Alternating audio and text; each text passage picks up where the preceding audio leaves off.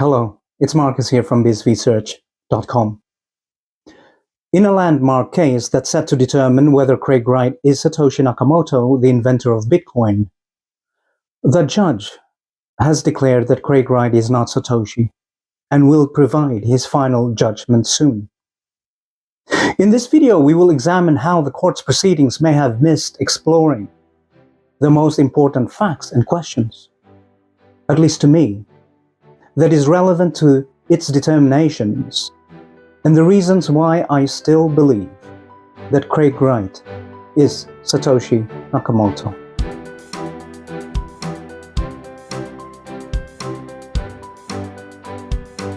There is a court case taking place in London that began in February 2024, known as COPA and Wright.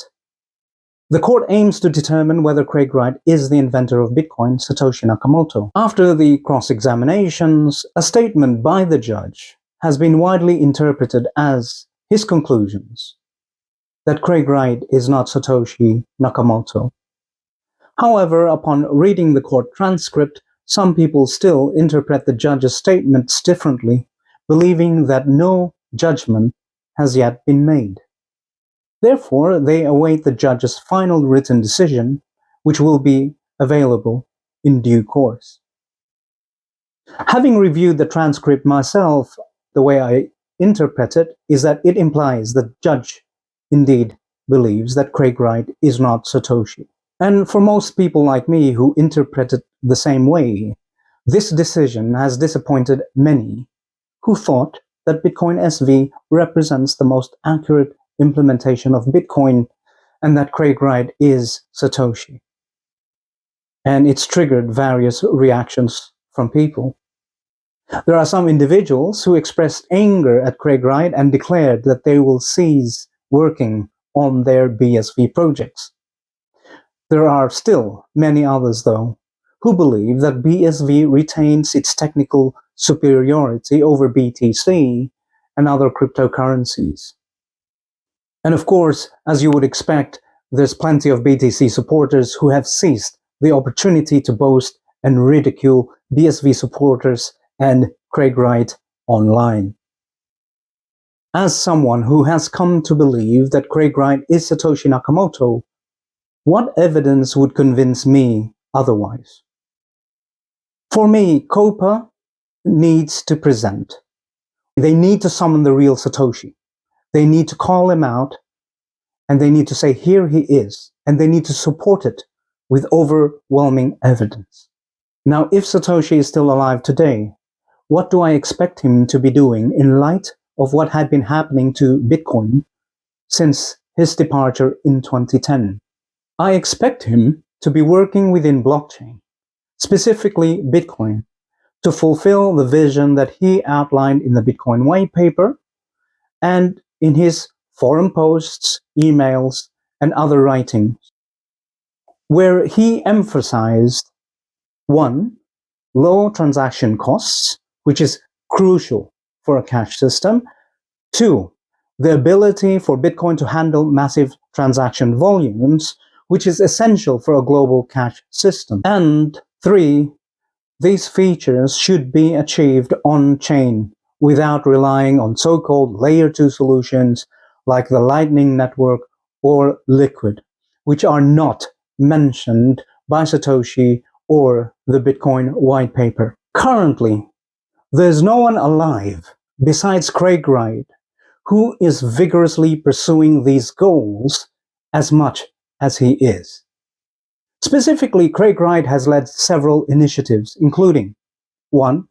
Saving the Bitcoin blockchain and the protocol from having the chain of digital signatures forever broken by the BTC developers. 2. Saving the Bitcoin protocol and blockchain from further being tinkered with by the BCH developers. 3. Restoring the Bitcoin protocol to its original form is a feat already achieved by the BitcoinSV blockchain. Enabling the BSV blockchain to process 100,000 transactions per second with minimal fees. It outperforms major credit card networks including Visa and MasterCard. And in addition, he's now leading the development of Terra Node, which aims to scale the BitcoinSV network even further, and is currently processing more than 1 million transactions per second on the test environment. And there's no one else holding thousands of patents for technologies that's designed to operate on and with the original Bitcoin protocol, which BSV has restored. And there's also no one else educating the public about Bitcoin through his masterclasses and interviews, and he's sharing his knowledge freely, countless hours that you can watch online. He does workshops and seminars. The COPA versus Craig Wright case has not addressed these achievements and sacrifices of Craig Wright's time, money, or effort, nor has it summoned any believable alternative Satoshi figure. Craig Wright was a prominent leader during critical and vital stages when Bitcoin needed protection from permanent, irreversible changes to its protocol and blockchain. Satoshi advocated and pushed for massive scaling, use, and adoption of Bitcoin as a cash or data system and as a time-stamping server. And Craig Wright continues to do the same. So if Craig Wright is not Satoshi, who else is doing more than he is for Bitcoin to realize its potential? COPA seems to lead attention away from these most confronting realities, and they want to try and catch Craig Wright on mundane technicalities over file formats, templates, margins, fonts, and pixels.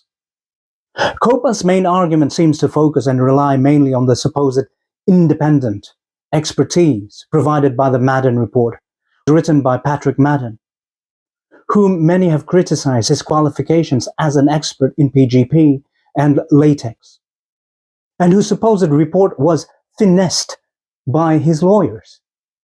Now, if his lawyers were telling him how he should write his reports, and they were actually writing his reports for him, then that's no longer independent, is it? How could this report even have been admitted as a valid expert report? So, like countless others globally, I eagerly anticipate the judge's detailed written judgment. The stakes of this case are monumental because it touches upon the very foundation of our future economy, money, payments, and societal structure. It is not just our right, but our duty to demand complete transparency from the court concerning every facet of this case. The evidence and transcripts must be made accessible for thorough review and auditing at any moment in the future.